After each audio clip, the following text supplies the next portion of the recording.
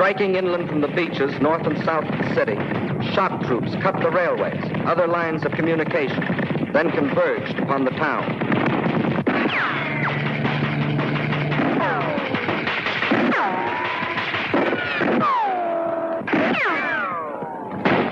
2 days later, the Germans invaded unoccupied France, whereupon Admiral Darlan, declaring Pétain a prisoner of the Axis and himself chief of state, ordered the cessation of hostilities. In proof of the surprise of our landings, German armistice commissions were caught flat-footed in each city. Their jobs, to bleed North Africa of her raw materials and farm products. The people of North Africa were evidently not sorry to see them go.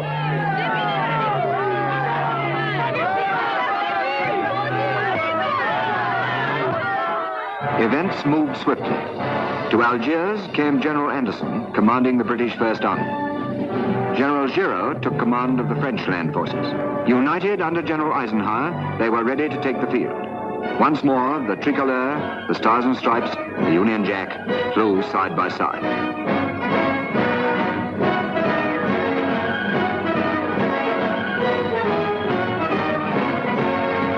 But the enemy had lost no time. Across the Mediterranean, by sea and by air, he was pouring men and equipment into Tunis and Bizerta. Despite this, we determined to start the campaign at once, hoping to reach the distant cities before the enemy's grasp had become too strong. This was a bold decision, for the British First Army was as yet little more than one division, and the bulk of the American forces were needed to safeguard our position in Morocco. We had other disadvantages. Roads were poor. Railways inadequate.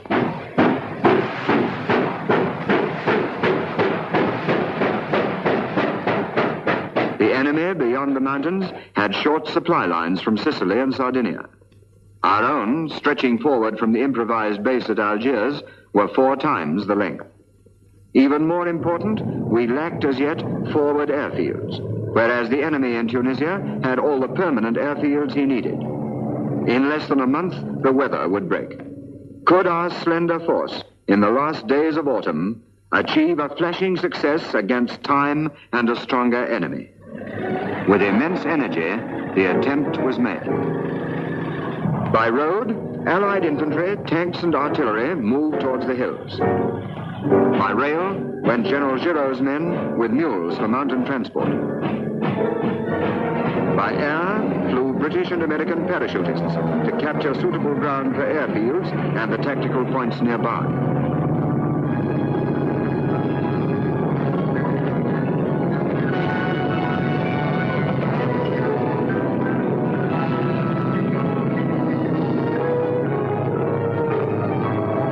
By sea went commandos to Bougie and Bone, the latter 300 miles to the east and only 60 miles from the Tunisian border.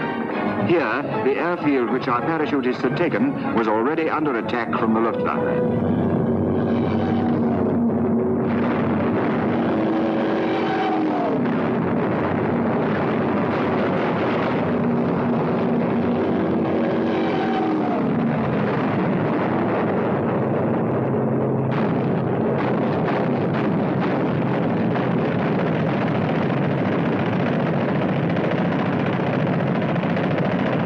It was our only permanent forward airfield and had to be fought for repeatedly.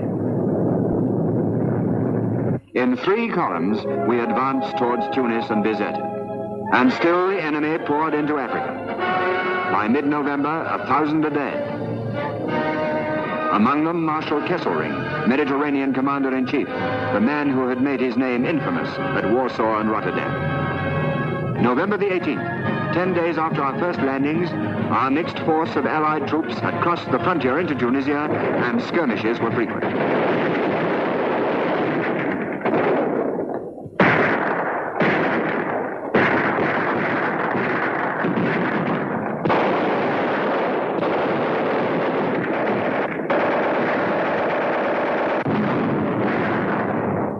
On we went. Small units of French, British, Americans held up here, gaining there, fighting roads as well as Germans, but pushing on. By November the 22nd, we were in Béja. 450 miles on the road to Tunis. News came that 30 miles on, the French, under General Barré, were holding Mejes el Bab against the Germans. The French were fighting stubbornly, equipped with little more than machine guns and rifles. General Anderson promptly moved to support them.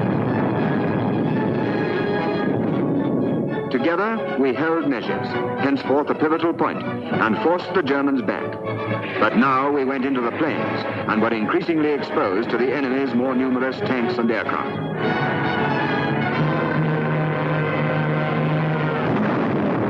November the 25th, the first real tank clash.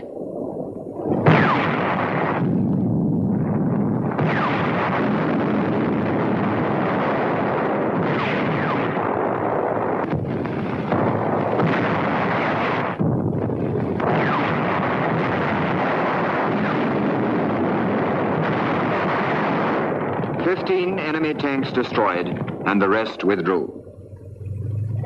And on we pushed towards Tunis and Bizerte, racing against time and the weather. 60 miles from Bizerte, 50 miles, 40 miles. Our supply lines inexorably thinning, our reinforcements fewer and fewer. 30 miles from Bizerte, 20 miles, 18 miles from Tunis, 16, 15, and from the hills, our patrols saw the city. But now the enemy attack rose to a crescendo.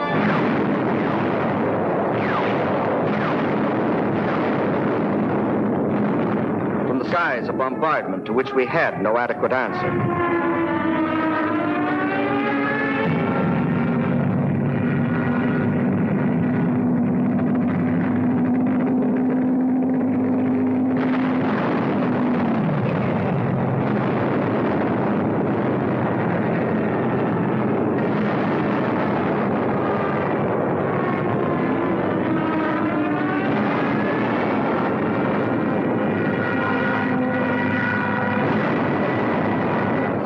Supplies were far outrun, our casualties heavy.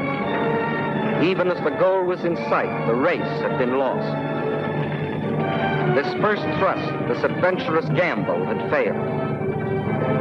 We fell back to the protection of the hills.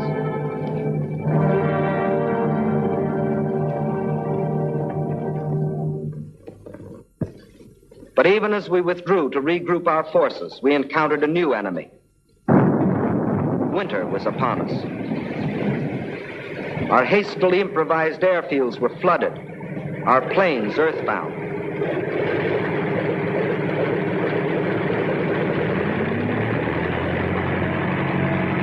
The roads became running streams.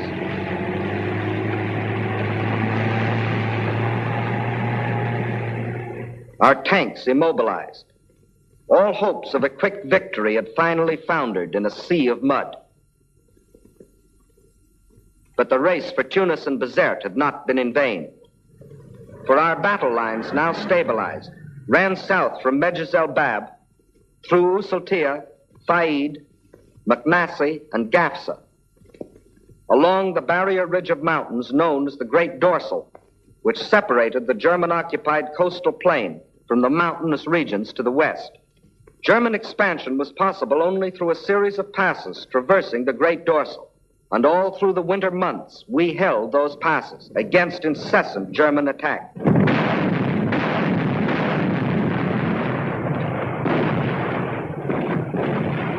This was the period referred to by the world as one of military inactivity.